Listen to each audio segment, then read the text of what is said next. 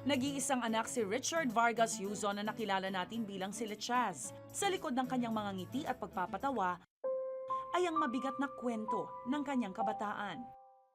9 na taon pa lang siya nang maghiwalay ang kanyang mga magulang. Nagkaroon ng ikalawang pamilya ang kanyang ina at lumaki siya sa poder ng kanyang ama sa Marikina. Ba't daw sila naghiwalay, if I may ask? Actually, nung tinatanong ko sila pareho, magkaiba sila ng sagot. Okay. Tapos, ang sabi ng tatay ko, ng father ko, ano daw, malandi daw yung nanay ko. Ganun talaga yung term niya. Tapos, yung nanay ko that time, ayaw magsalita. Bata pa lang daw, batid na ni Chaz na iba ang gusto niya kumpara sa mga kapwa lalaki.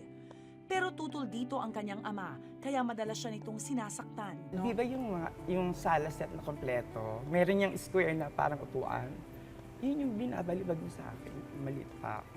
Pag nakikita niya kumikending-kending ako or nakikipaglaro ako sa mga girls, gano'n. Pero hindi yun pumigil sa'yo na ipakita kung ano ka talaga. Hindi. Kaya siya siguro na gagalit. Yeah, siguro parang feeling niya wala siya nagawa. Bit-bit ang talento sa pag-awit at determinasyong maging malaya, lumaya si Chaz sa poder ng kanyang ama at nagtungo sa Baguio para magtrabaho bilang singer sa mga bar. Naglayas ka dahil? Dahil rebelde ako sa kanya kasi lagi niya akong pinapalo. Pero nung nagbalik ako, pinakita ko sa kanya na hindi mo na ako pwedeng anuhin kasi meron na akong trabaho. Parang ganun, gusto ko magmalaki sa kanya that time. Tapos yun, nag-heart to heart talk kami kasi na-miss ko rin naman syempre for like how many years yun na nag-stay ako ng Baguio. Pagbalik ko, nagyakapan kami. From then, siya na yung naglalagay ng brako, ng mga, naging supportive na siya. Matapos mag-usap at magkapatawaran, si Chaz na raw ang nag-alaga at sumuporta sa kanyang ama hanggang sa pumanaw ito sa sakit na diabetes noong taong 2012. Mabigat man ang mga personal na problema, the show must go on, ika nga. Patuloy si Chaz sa pagpapasaya ng mga manonood, hindi lang sa Pilipinas, kundi maging sa ibang bansa.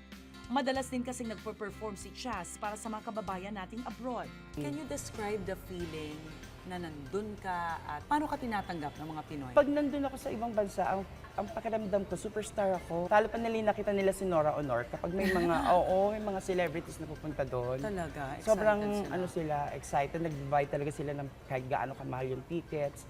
Plus, yung warm ng pagtanggap nila sa'yo, sobrang warm talaga. Excuse me po? Yes.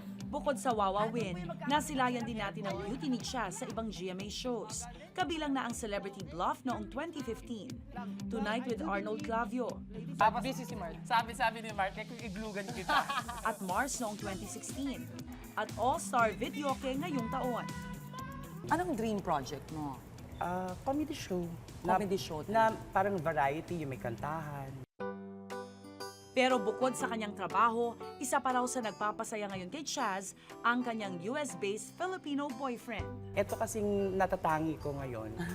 1 month pa lang kaming nagkakilala through Facebook. Gusto ko nang makilala si Natatani. He's a doctor.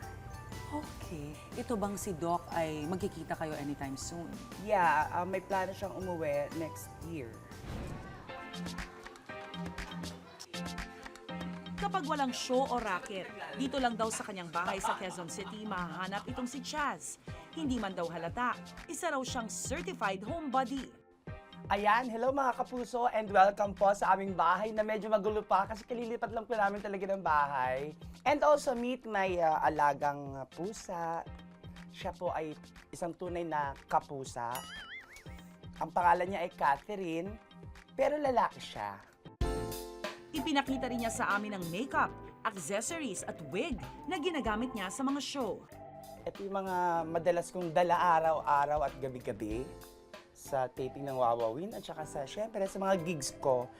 Ito yung mga makeups ko, yung mga accessories and mga ibang damit. Kasama niyang naninirahan dito ang fabulous niyang roommate na si Michelle o Bombshell. Susurprise kayo dahil tahimik kami kapag andito sa loob ng bahay. Siguro, yung nagsawa na lang kami sa ingay. At ang revelation ni Michelle tungkol kay Chaz, Sobrang precious kay Chas ang tulog. Nasa sobrang pagka-precious nun, minsan sa isang linggo, dahil sa pagmamahal niya sa pagtulog, minsan hindi na niya minamahal ang pagligo.